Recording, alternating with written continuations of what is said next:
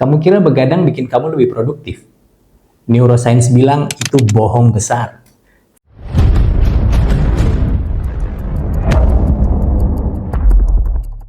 Faktanya 30-40% orang mengalami masalah tidur. Di Amerika aja 70 juta orang hidup dengan kurang tidur kronis. Dan 51% orang Indonesia juga kurang tidur. Ini bukan masalah kecil, ini masalah global. Tapi menariknya, tidur itu bukan angka yang sama untuk semua orang. Contoh, Elon Musk mengaku rata-rata tidur 6 jam setiap malam. Itu untuk membuat dia tetap fokus, meski ritme kerjanya super padat. Sementara itu Albert Einstein justru butuh waktu 10 jam tidur setiap malam untuk menjaga kejernihan pikirannya dalam berkarya. Artinya apa? Bukan soal meniru jam tidur orang lain, tapi menemukan ritme jam biologis idealmu sendiri.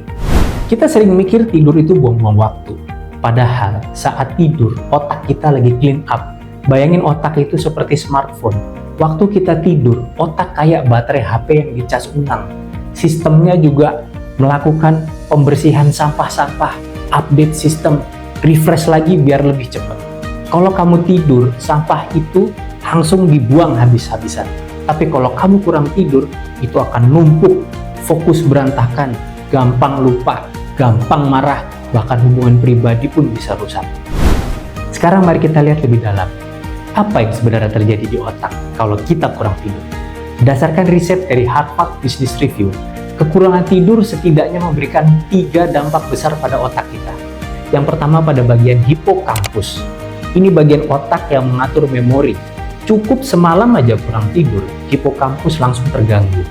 Kamu jadi gampang lupa, susah konsentrasi, performa pun jeblok. Yang kedua, amigdala. Ini adalah radar emosi kamu. Cukup tidur, amigdala stabil. Kurang tidur, amigdala liar. Hasilnya gampang marah, cemas, bahkan agresif. Mood jelek itu terbawa ke pasangan, teman, dan juga rekan kerja. Yang ketiga, efek jangka panjang. Kurang tidur bikin toksik protein, beta amyloid, dan tau yang menumpuk di otak. Yang dalam riset itu dikaitkan dengan Alzheimer. Jadi kalau kamu pikir kurang tidur itu cuma bikin ngantuk besok pagi, itu salah besar. Itu adalah investasi buruk buat masa depan. Pernah nggak kamu kerja lembur, tapi besoknya hasilnya malah berantakan? Itu karena kamu pilih kuantitas kerja dibandingkan kualitas kerja. Tidur cukup bikin kamu lebih fokus, stamina lebih tahan lama, lebih kreatif, lebih bahagia. Bahkan hubungan juga lebih harmonis. Pasangan suami istri yang cukup waktu tidurnya, cenderung kualitas hubungannya meningkat. Jadi tidur itu bukan cuma buat diri sendiri, tapi juga buat orang yang kamu sayangi. Jadi, apa yang bisa kita lakuin? Kabar baiknya, solusinya sederhana. Sleep hygiene. Yang pertama, tidur dan bangun di jam yang sama setiap hari. Yang kedua, matikan screen TV, laptop, HP 30 menit sebelum tidur. Yang ketiga, bikin kamar jadi gelap, tenang, dan nyaman. Saya bangun sekitar jam 4.30 sampai jam 5 pagi setiap hari. Dan saya punya perumpamaan sendiri soal jam tidur saya. Sleep traffic light. Lampu hijau itu pukul 9 malam atau pukul 21 itu adalah tidur paling ideal dan optimal.